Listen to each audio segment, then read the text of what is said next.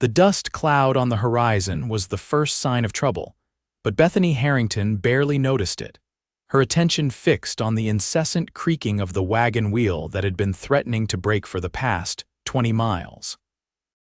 Wyoming Territory, 1878, was unforgiving to those who traveled unprepared, and as the 23-year-old continued her journey west toward a new life, she couldn't shake the feeling that her preparation had been woefully inadequate.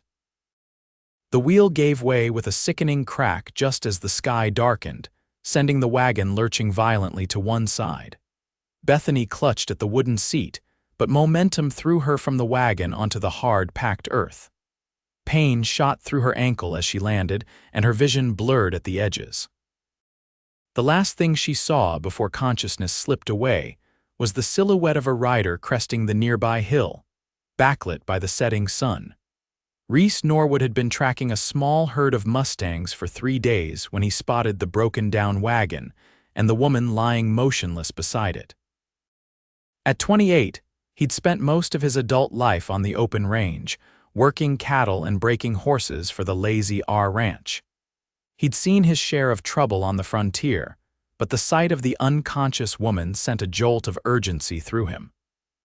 He dismounted quickly, dust rising around his boots as he approached her. A quick assessment showed she was breathing, but a nasty gash on her forehead was bleeding steadily. The approaching storm made his decision simple. He couldn't leave her here. "Miss," Reese called, kneeling beside her. When she didn't respond, he carefully gathered her in his arms, noting how perfectly she fit against his chest. "Don't you worry, I've got you now." The woman's eyelids fluttered briefly, revealing eyes the color of summer sage before closing again. Reese secured her to his saddle before returning to the wagon. A quick search yielded a small trunk of personal belongings and a satchel that likely contained important documents. He lashed these to his horse, abandoning the rest to the elements. "Come on, Ranger," he urged his horse as the first fat raindrops began to fall. "Let's get her home." The ride back to his cabin took longer than usual with the extra weight and the need to keep his passenger secure. By the time the small log structure came into view, the storm was raging in earnest, and Reese was soaked through. The woman in his arms remained unconscious, her face pale in the dim light. Inside, he laid her gently on his bed, then stoked the fire to warm the cabin. As light filled the room, he got his first proper look at her. She was beautiful, with chestnut hair that fell in waves around her face and delicate features that seemed out of place in this harsh territory. Her dress, though practical for travel, was finer than what most frontier women wore, suggesting she came from money or at least comfort. Reese fetched clean water and cloth, carefully cleaning the wound on her forehead. It wasn't as bad as he'd initially feared, but the bruising around her ankle concerned him. He removed her mud-caked boot with careful hands to examine the swelling. "Where am I?" The woman's voice, though weak, startled him. "You're safe, miss," Reese replied, meeting her bewildered gaze. "I found you passed out beside your broken wagon. Storm was coming in fast, so I brought you to my cabin." She tried to sit up but winced in pain. "My wagon, my things." "I grabbed what I could," he assured her, gesturing to her trunk and satchel by the door. "The wagon's done for, I'm afraid." That wheel wasn't just broken, the axle was split clean through. The woman closed her eyes, a look of despair crossing her face. "Everything I have is in that wagon. I was headed to Fort Laramie to meet my uncle." "Fort Laramie's still a good 4 days' ride from here," Reese said, pouring her a cup of water. "I'm Reese Norwood. I work for the Lazy R Ranch, but this is my own place." "Bethany Harrington," she replied, accepting the water with a shaking hand. "I'm in your debt, Mr. Norwood." "Just Reese is fine," he corrected, oddly pleased to hear her name. "And there's no debt. Couldn't leave you out there in that storm." "Nevertheless, I'm grateful." Bethany attempted to stand but immediately collapsed back onto the bed with a cry of pain. Reese was at her side in an instant. "Your ankle's sprained, may be worse. You won't be going anywhere for a few days at least." Panic flashed in her eyes. "But my uncle is expecting me. If I don't arrive, we can get word to him," Reese assured her. Supply wagon passes through here every week. Driver can take a message to Fort Laramie. Bethany's shoulders slumped in resignation. I suppose I have little choice. For now, you should rest, Reese said, pulling a chair next to the bed. I'll keep watch. That's hardly necessary, Bethany protested, though her eyelids were already growing heavy. Maybe not, Reese agreed with a small smile, but I'll do it anyway. As Bethany drifted into sleep, Reese couldn't help but study her face. There was something about her that stirred protective instincts he didn't know he possessed. Sleep well, Miss Harrington, he whispered. You're safe here. The night passed slowly as Reese maintained his vigil. Every so often, Bethany would stir in her sleep, murmuring words he couldn't quite catch. Once she called out in apparent fear, and without thinking he reached out to take her hand. The contact seemed to calm her, and she settled back into peaceful slumber. Dawn broke with the storm finally passed, light filtering through the cabin's single window. Reese had dozed off in his chair, his hand still loosely holding Bethany's. He woke with a start when she gently extracted her fingers from his. Good morning, she said, a hint of color in her cheeks that hadn't been there the night before. Reese straightened, suddenly aware of how improper their situation might seem. Morning, how are you feeling? Better, though my ankle still throbs something fierce, Bethany admitted. And I'm afraid I've stolen your bed. I've slept in worse places, Reese assured her, standing to stretch his stiff muscles. Are you hungry? I can fix us some breakfast. Please, she nodded, and perhaps, is there somewhere I might freshen up?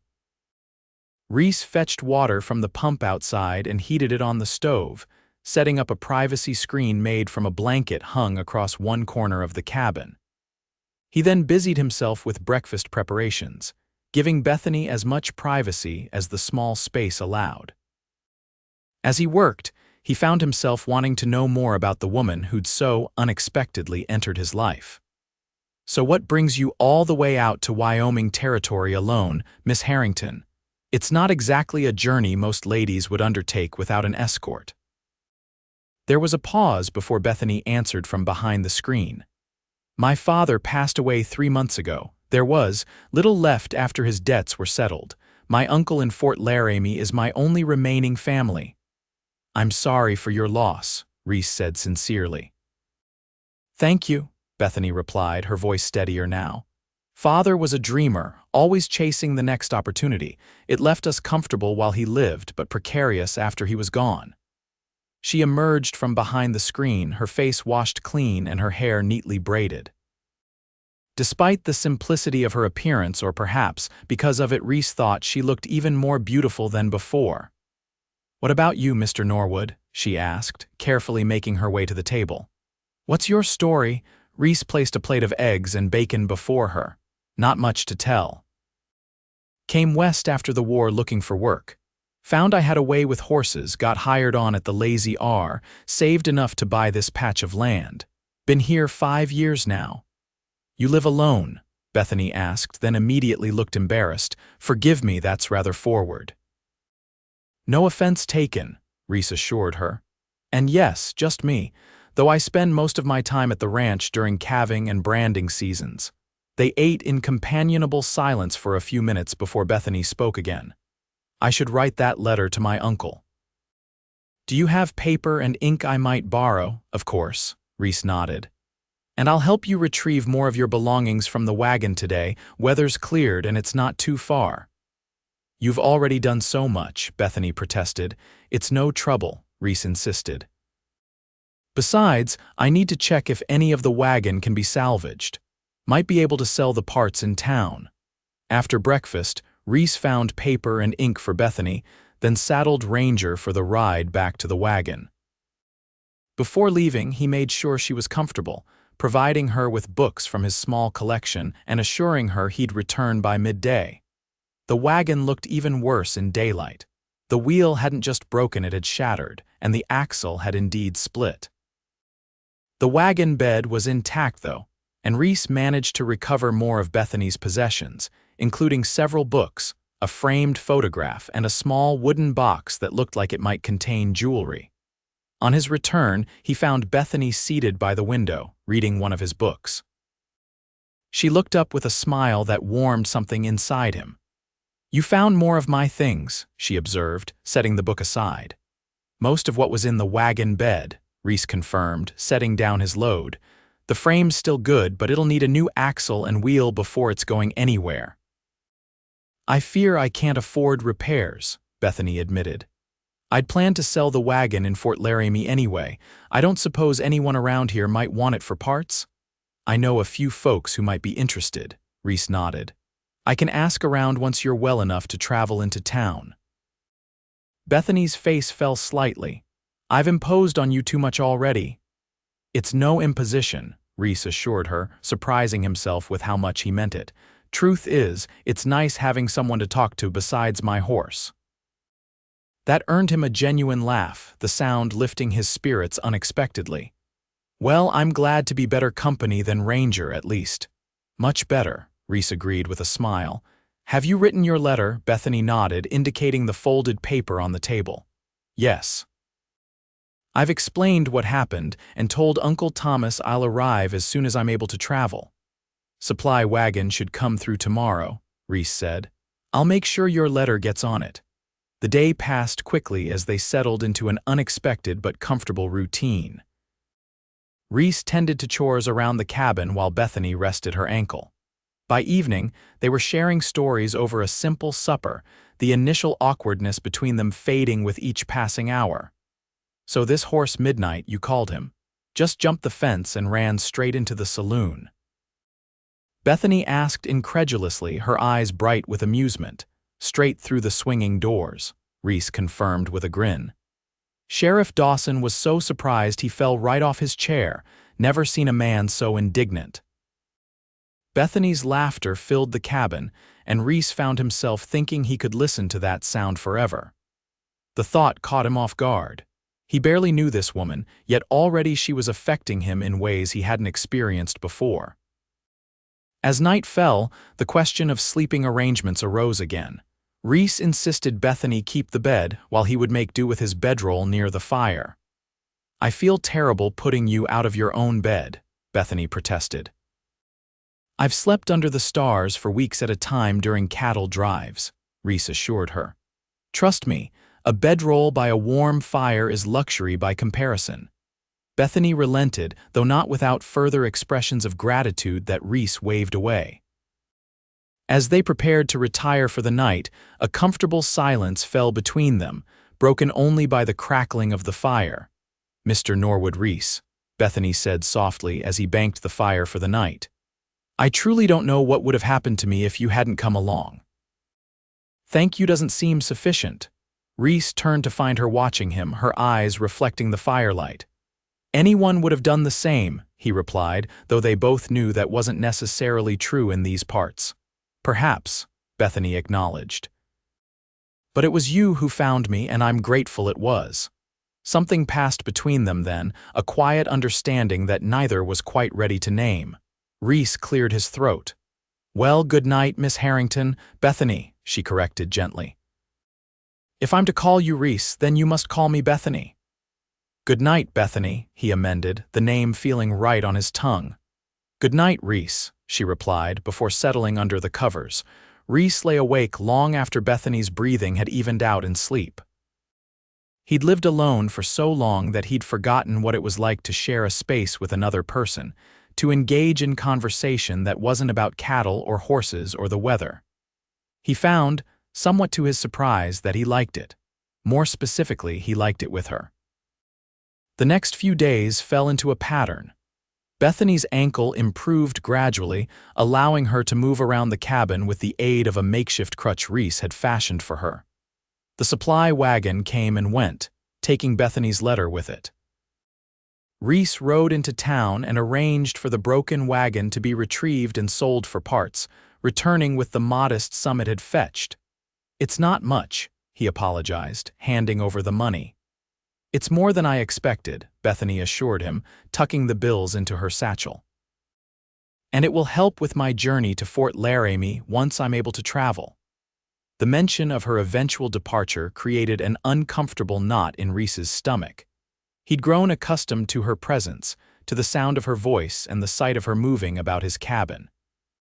The thought of returning to his solitary existence was surprisingly unwelcome. A week after Bethany's arrival, Reese returned from his chores to find her attempting to cook dinner, balancing carefully on her good foot. "You shouldn't be up," he chided gently, hurrying to her side. "I'm feeling much better," Bethany insisted. "And you've done everything for me this past week. The least I can do is prepare a meal." Reese wanted to argue but found himself drawn to the determination in her eyes.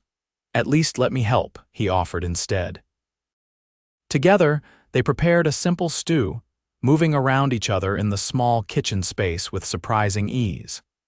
Their hands brushed occasionally as they worked, each touch sending an unexpected warmth through Reese. He found himself creating reasons for these brief contacts, passing her ingredients he could have placed on the table, reaching for utensils at the same time she did. As they sat down to eat, Reese noticed Bethany studying him with an expression he couldn't quite read. "Is something wrong?" he asked. "Not at all," she replied. "I was just thinking how different you are from what I expected when I first opened my eyes in your cabin." "Different how?" Reese asked, curious. Bethany smiled softly. "Most men I've known have been like my father, always rushing, always looking to the next thing, never content with what they have. You seem at peace with your life. It's refreshing." Reese considered this. "I suppose I am, mostly. Took me a while to find my place after the war. Saw too many men die fighting over ideas that didn't matter much out here. Made me appreciate simpler things." "What regiment were you with?" Bethany asked. 7th Tennessee Infantry," Reese replied, the memories distant now but still clear. "Fought at Shiloh, Chickamauga, Atlanta. Was at Appomattox when Lee surrendered." "My father was with the 14th New York," Bethany said quietly. "He didn't talk about it much." "Most don't," Reese acknowledged. "Strange to think we might have been shooting at each other once upon a time." "And now here we are, sharing a meal," Bethany observed. "Life takes unexpected turns, doesn't it?" "That it does," Reese agreed, thinking how unexpected the turn had been that brought her to his door. After dinner, they sat by the fire as had become their custom. Reese had been teaching Bethany to play checkers, and she'd proven to be a quick study, beating him as often as not. "You're getting too good at this," Reese complained good-naturedly as she captured another of his pieces. "I had a good teacher," Bethany replied with a playful smile. "Though I suspect you may be letting me win sometimes." "Wouldn't dream of it," Reese protested, though in truth, he sometimes made deliberate mistakes just to see the delight on her face when she caught them. As they played, Bethany asked about his plans for the future. "Will you stay with the lazy R forever?" Reese shook his head. "Been saving to buy more land. Want to start my own small spread eventually. Nothing fancy, just enough for a decent herd and a proper house." "That sounds lovely," Bethany said sincerely. "A place of your own, built with your own hands." "What about you?" Reese asked. "Will you stay in Fort Laramie with your uncle?" Bethany's expression turned pensive. "I'm not certain. Uncle Thomas has offered me a home, but he's also mentioned several eligible bachelors in the area. I believe he hopes to see me settled." The thought of Bethany married to some Fort Laramie businessman sent an unexpected pang of jealousy through Reese. "And is that what you want, to be settled with one of these eligible bachelors?" "I want security," Bethany admitted. "After living with my father's financial ups and downs, I crave stability, but I also want." She trailed off, looking into the fire. "What?" Reese prompted gently. "I want a partnership," she said finally. "Not just a provider, but someone who sees me as an equal. Someone who values my thoughts and opinions." She looked up, meeting his eyes across the checkerboard. "I'm beginning to think that might be too much to ask for out here." "I don't think it is," Reese said, holding her gaze. "The right man would be lucky to have a woman like you as his partner." Something shifted between them in that moment, an acknowledgement of feelings that had been growing since the day he'd carried her through his door. Neither spoke for a long moment, the only sound the crackling of the fire and their own measured breathing. Finally, Bethany broke the silence. It's getting late, we should probably turn in. Reese nodded, though he was reluctant for the evening to end. As they cleared away the checkers game, their hands brushed again, but this time neither pulled away immediately.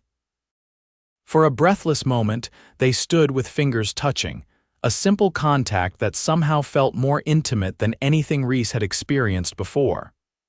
"Good night, Reese," Bethany said softly, withdrawing her hand. "Good night, Bethany," he replied, watching as she made her way to the bed, moving more easily now on her healing ankle. That night, sleep eluded Reese entirely. He lay staring at the ceiling, listening to Bethany's gentle breathing and wrestling with the realization that he was falling in love with her. It was foolish, he knew. She would leave for Fort Laramie soon, to her uncle and those eligible bachelors. What could he offer that would compare to the security and comfort they could provide?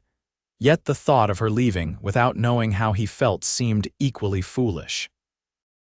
In the short time they'd known each other, Bethany had awakened something in him he'd thought long dormant, a desire for companionship, for sharing his life with someone who understood him. Morning came with Reese no closer to a decision. He rose early and stepped outside to clear his head, finding the dawn crisp and promising. The mountains to the west stood purple against the lightening sky, and a deer and her fawn grazed peacefully at the edge of the clearing. "It's beautiful," Bethany's voice came from behind him. He turned to find her standing in the doorway, a shawl wrapped around her shoulders against the morning chill. "It is," Reese agreed, though his eyes were on her rather than the landscape. Bethany stepped closer, coming to stand beside him. "I'll miss this when I go," she said quietly. The open space, the quiet, the sense of possibility. "You don't have to go," Reese said before he could stop himself. Bethany turned to him, surprise evident in her expression. "What do you mean?" Reese took a deep breath. "I mean you could stay here with me." "Reese," Bethany began, her voice uncertain. "I know it's sudden," he continued quickly. "And I know I can't offer you the kind of security those Fort Laramie men might, but I think we could build something good together. I've never met anyone like you, Bethany. The thought of you leaving is like thinking about losing part of myself I didn't know was missing until you came." Bethany's eyes widened at his words. "Are you saying what I think you're saying?" "I'm saying I'm falling in love with you," Reese admitted, taking her hands in his. "And I'm asking you to consider staying, giving us a chance to see what this might become." For a long moment, Bethany was silent, her eyes searching his face. Reese felt his heart hammering in his chest, fear and hope warring within him. "I've known you barely 2 weeks," Bethany said finally. "By all accounts, this is madness." "I know," Reese acknowledged. "My uncle is expecting me. He's my only family. We could visit him. Explain?" "You have your work at the ranch, your plans for the future. Plans can change, can be made better with the right partner." Bethany's lips curved into a small smile. "You have an answer for everything, don't you?" "Not everything," Reese replied honestly. "Just the things that matter most." Bethany looked down at their joined hands, then back up to meet his eyes. "What if we regret this? What if this feeling is just circumstance? Me being grateful, you being protective?" It was a fair question, one Reese had asked himself throughout the night. "Then we'll face that together too," he said. "I'm not asking for forever right now, Bethany. Just a chance to see if what I feel, what I hope you feel too, is real." Bethany's eyes glistened with unshed tears. "I do feel something," she admitted softly. "Something I never expected to find out here in the wilderness, when you found me, when you carried me to safety. It felt like the beginning of something, not just a rescue." Hope surged in Reese's chest. "Then stay," he urged gently. "At least for a while longer, let's see where this leads." "My uncle will think I've lost my mind," Bethany said with a small laugh. "We'll write to him today," Reese promised. "Explain everything." Bethany took a deep breath, then nodded. "All right," she said, the word carrying the weight of a much larger commitment. "I'll stay. For now." Reese couldn't contain his joy. He lifted her hands to his lips, pressing a kiss to her knuckles. "You won't regret it," he promised. "I better not," Bethany teased, though her eyes were serious. "Because I'm trusting you with more than just my heart, Reese Norwood. I'm trusting you with my future." "I'll treasure both," Reese vowed. The days that followed were filled with a new sense of purpose and possibility. Together, they wrote to Bethany's uncle, explaining the situation and promising to visit Fort Laramie once Bethany was fully recovered. Reese rode to the ranch to arrange for time off, returning with permission and congratulations from his bemused employer. "Old man Wilson thinks I've gone soft in the head," Reese reported with a grin. "But he says to bring you by the ranch house when you're up to it. His wife is curious about the woman who's captured the attention of his most confirmed bachelor." "Am I to be put on display then?" Bethany asked, though her tone was light. "More like welcome to the family," Reese assured her. "The Wilsons have been good to me, they'll be good to you too." As Bethany's ankle healed completely, they began taking short rides together, Reese showing her the land he'd come to love. He pointed out the creek where the best fishing was to be had, the meadow that bloomed with wildflowers in the spring, the ridge where he'd once watched a mountain lion sunning itself in the early morning light. "It's even more beautiful than I imagined," Bethany said as they paused atop a hill overlooking the valley. "When I left Philadelphia, I thought I was leaving civilization behind, but there's a different kind of civilization here, isn't there? A harmony with the land rather than conquest of it." "That's a good way of putting it," Reese agreed, impressed by her insight. "Though plenty try to conquer it still, railroad men, mining companies, cattle barons who want to fence in the whole territory." "And where do you stand in all that?" Bethany asked curiously. Reese considered the question. "I believe a man should take only what he needs and leave the rest for others. Same goes for the land. Take what you need to live, but respect what was here before you and what will remain after you're gone." Bethany nodded thoughtfully. "My father would have called that lack of ambition. But I think it's wisdom." Their relationship deepened with each passing day. Physical attraction, which had simmered beneath the surface since their first meeting, grew alongside their emotional connection. Their first kiss came naturally one evening as they stood watching the sunset, Reese turning to find Bethany already looking at him with an expression that made his breath catch. "May I?" he asked softly, his hand coming up to cup her cheek. Bethany's answer was to rise on tiptoe, closing the distance between them. The kiss was gentle at first, a tentative exploration that quickly deepened as they gave in to feelings too long restrained. When they finally parted, both were breathing hard, and Reese rested his forehead against hers. "I've been wanting to do that since the day you opened your eyes in my cabin," he admitted. "I've been wanting you to do that since the day I opened my eyes in your cabin," Bethany replied with a smile that set his heart racing anew. Their courtship progressed with the natural rhythm of the changing seasons. Summer gave way to autumn, the landscape transforming around them as their love grew stronger. Reese continued his work at the ranch, while Bethany proved herself an able partner, learning to manage the cabin and even helping with some of the lighter ranch work when she accompanied Reese. The promised visit to Fort Laramie came with the first hint of winter in the air. Bethany's Uncle Thomas, a gruff but kind-hearted Indian agent, was initially skeptical of their whirlwind romance, but warmed to Reese after seeing how his niece blossomed in the cowboy's presence. "Never seen her so happy," Thomas confided to Reese one evening as they shared a pipe on the fort's porch. "Her father meant well, but that girl never had stability, always moving, always chasing the next opportunity." "She'll have stability with me," Reese promised. "It might not be the grandest life, but it'll be solid." Thomas studied him for a long moment before nodding. "I believe you, son. And for what it's worth, you have my blessing." Reese had already been considering marriage, but Thomas's approval solidified his resolve. On their return journey to the cabin, he stopped at a trading post, and while Bethany was distracted by examining fabric, quietly purchased a simple gold band from the trader's wife, who had fallen on hard times and was selling some personal items. The proposal came on a clear, cold night in December. Reese had spent the day preparing, hunting a deer and cooking the best meal he could manage. He'd even managed to procure a bottle of decent wine from the ranch house, with Mrs. Wilson's knowing smile sending him on his way. "What's the occasion?" Bethany asked as she entered the cabin to find the table set with their best dishes and candles providing most of the light. "Can't a man cook dinner for the woman he loves without an occasion?"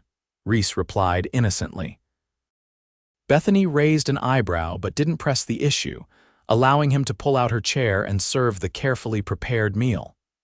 They talked easily throughout dinner, the conversation flowing as naturally as it had from the beginning. When the meal was finished, Reese refilled their wine glasses and took a deep breath.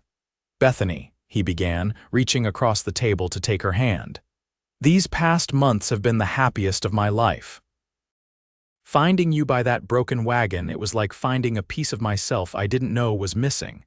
Bethany's eyes softened. "I feel the same way," she said quietly. "You've given me more than just a home, Reese. You've given me a sense of belonging I've never had before." "I want to give you more than that," Reese said, rising from his chair and coming around the table to kneel beside her. From his pocket, he withdrew the small gold band. "I want to give you my name, my life, everything I am and everything I hope to be." Bethany's free hand flew to her mouth, her eyes widening. "Bethany Harrington, would you do me the extraordinary honor of becoming my wife?" Reese asked, his heart pounding so hard he was sure she must hear it. For a moment that seemed to stretch into eternity, Bethany was silent, tears gathering in her eyes. Then, with a trembling smile, she nodded. "Yes," she whispered, then louder. "Yes, Reese Norwood, I will marry you." Joy unlike anything he'd ever known surged through Reese as he slipped the ring onto her finger. It fit perfectly, as if it had been made for her.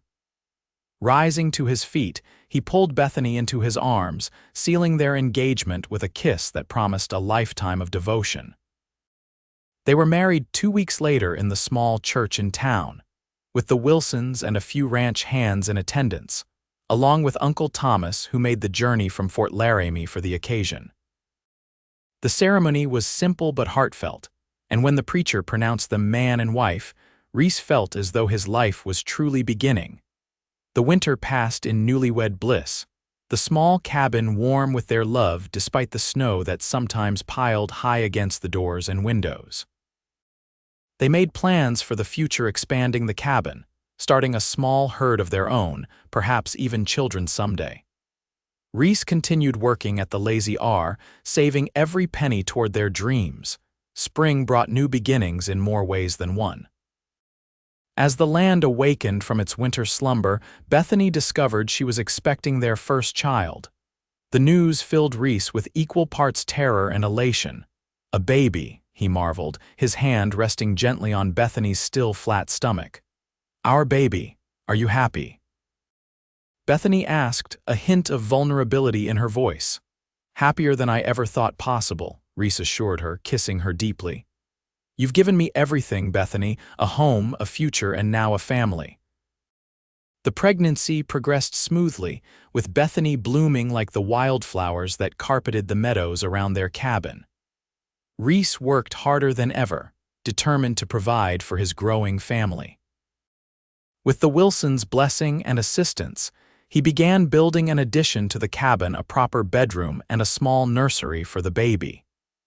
"You're going to wear yourself out," Bethany chided gently one evening as Reese came in from working on the addition after a full day at the ranch. "I want everything to be ready," Reese explained, washing up at the basin. "Want you and the little one to have a proper home." Bethany came to him, her belly now rounded between them as she wrapped her arms around his waist. "We already have a proper home," she assured him. "It's not the walls that make it so, but the love within them."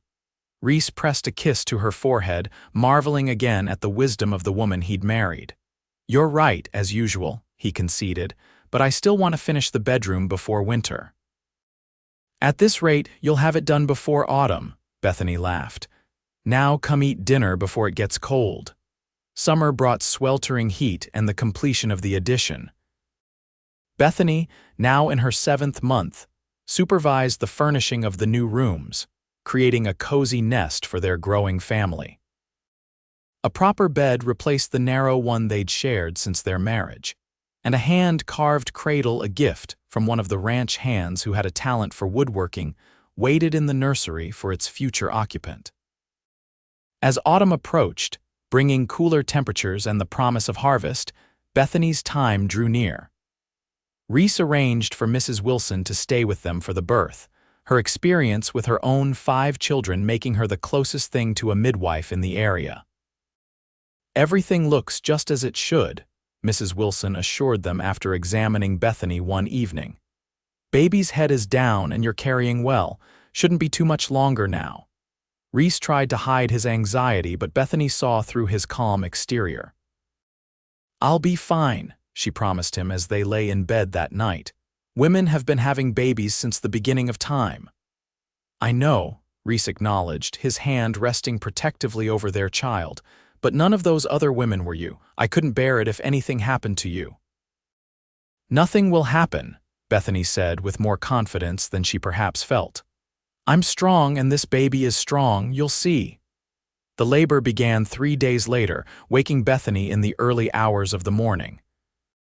Reese rode for Mrs. Wilson while Bethany paced the cabin, breathing through the initial contractions with determined calm. By the time he returned with the older woman, things were progressing rapidly. "This little one's in a hurry," Mrs. Wilson observed after checking Bethany. "Might not be a long labor after all."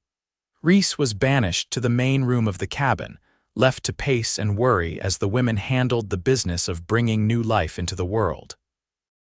Each cry from Bethany was like a physical blow, and more than once he nearly burst into the bedroom, stopped only by the stern warning Mrs. Wilson had given him about interfering. The sun was high in the sky when a different cry pierced the air, the indignant wail of a newborn taking its first breath. Reese froze mid-pace, his heart seeming to stop and then race forward. "Reese," Bethany's tired but joyful voice called, "come meet your daughter." He entered the bedroom to find Bethany propped up against pillows, her face flushed and damp with sweat but radiant with triumph. In her arms was a tiny bundle wrapped in a soft blanket. Mrs. Wilson was bustling about, cleaning up, but Reese saw only his wife and child, a girl. He asked, approaching the bed with reverent steps. "A perfect, beautiful girl," Bethany confirmed, pulling back the blanket to reveal a tiny face, eyes squeezed shut against the light, wisps of dark hair plastered to a surprisingly well-formed head. Reese sat carefully on the edge of the bed, reaching out a tentative finger to touch his daughter's cheek. The skin was impossibly soft, and the baby turned slightly toward his touch, her mouth working in a reflexive motion. "She's so small," he marveled. 7 pounds is a good size," Mrs. Wilson assured him from across the room. "Healthy lungs, too, from the sound of her." "Would you like to hold her?" Bethany asked, already shifting to transfer the baby to his arms. "I don't know how," Reese admitted, suddenly terrified of doing something wrong.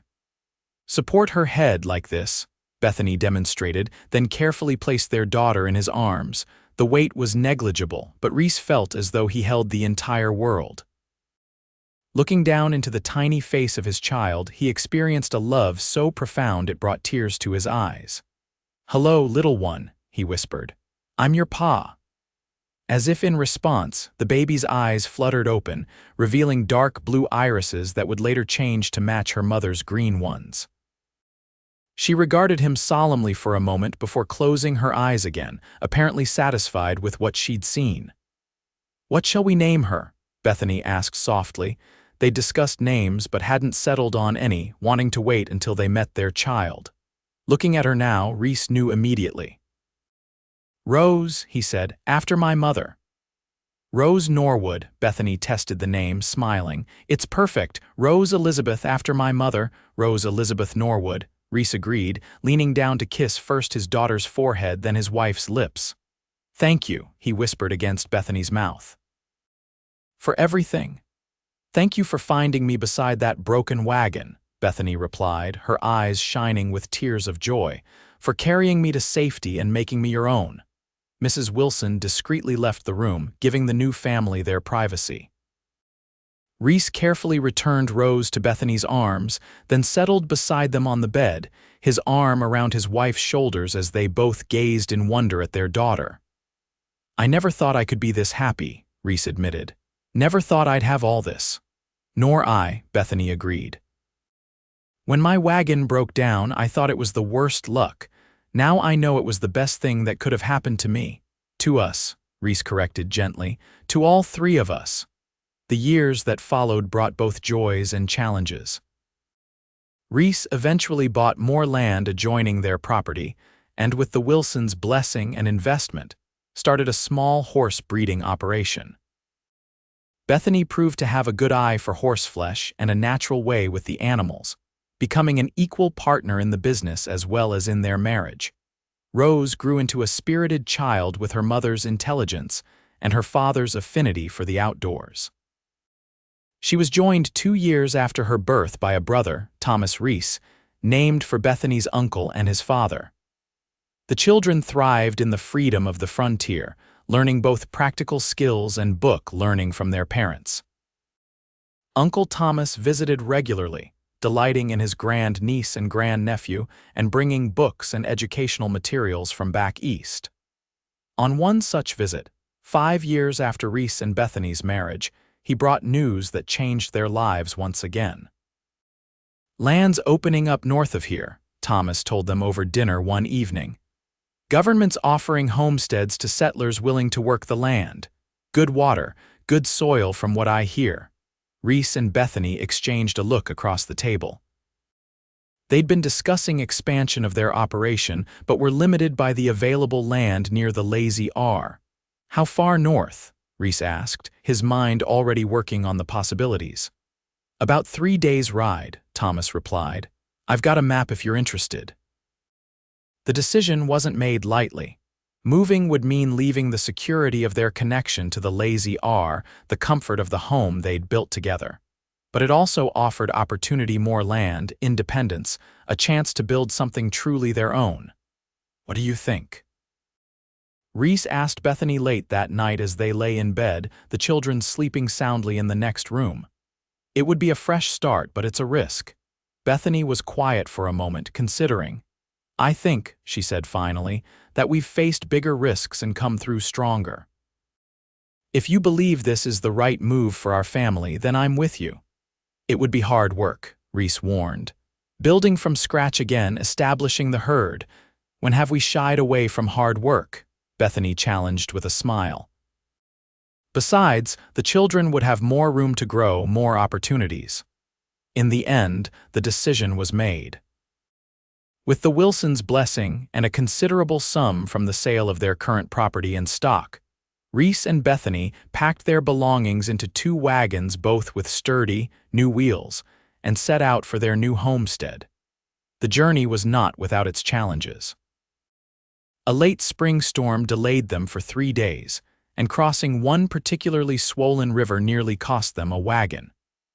But 7 days after leaving their old home, they crested a rise and saw before them a valley that took their breath away. "This is it," Reese said with certainty, reaching over to take Bethany's hand where she sat beside him on the wagon seat. 7-year-old Rose and 5-year-old Thomas peered eagerly from the back of the wagon, eyes wide at the expanse of grassland bordered by a meandering creek and backed by gentle hills. "It's beautiful," Bethany agreed, squeezing his hand. "It feels like home already." They made camp that first night under the stars, discussing plans for the house they would build and the future they would create. As the children slept, Reese and Bethany stood arm in arm, looking out over what would become their legacy. "Do you ever think about that day?" Bethany asked softly. "When my wagon broke down and you found me." "Every day," Reese admitted, pulling her closer against the evening chill. "Best day of my life, though I didn't know it then." "When did you know?" Bethany asked, curious. Reese considered the question. "I think I knew something important was happening the first time you laughed in my cabin. Something about the sound of it felt like coming home." He turned to face her, taking both her hands in his. "What about you? When did you know?" Bethany smiled, the years falling away as she remembered. When you insisted on keeping watch that first night, even though I was just a stranger who'd fallen across your path. There was such kindness in that act, such genuine concern. I think a part of me began falling in love with you right then." Reese leaned down to kiss her, the gesture as familiar now as breathing yet still capable of stirring the same emotions as their first embrace. "Thank you," he whispered against her lips. "For what?" Bethany asked, puzzled. "For trusting me," Reese explained. "For staying. For building this life with me." "I wouldn't change a moment of it," Bethany assured him, resting her head against his chest. "Not even the broken wagon." "Especially not the broken wagon," Reese agreed with a soft laugh, "though I'm glad the ones we're traveling in now have sturdier wheels." "Indeed," Bethany nodded, her voice taking on a mischievous tone. "Though who knows what adventures we might have missed without that breakdown?" "I think we've had plenty of adventures," Reese replied, kissing the top of her head, "and we've got many more ahead." As they stood together under the vast Wyoming sky, Reese reflected on the strange and wonderful path that had led them here. A broken wagon, a chance encounter, a decision to trust, all leading to a love that had only grown stronger with each passing year. The next morning, they would begin building their new home. There would be challenges ahead, hardships to overcome, but Reese had no doubts. With Bethany beside him, with their children healthy and strong, with the land spread before them full of promise, he knew they could face whatever came their way. "I love you, Bethany Norwood," he said simply, the words carrying the weight of all they'd shared and all that lay ahead. "And I love you, Reese Norwood," Bethany replied, her voice sure and strong. "Today, tomorrow, and all the days to come." As the stars wheeled overhead and their children slept peacefully nearby, they sealed their promise with a kiss, two people who had found each other against all odds, who had built a life from the broken pieces of a wagon wheel, and who would continue to write their story together for all the years to come.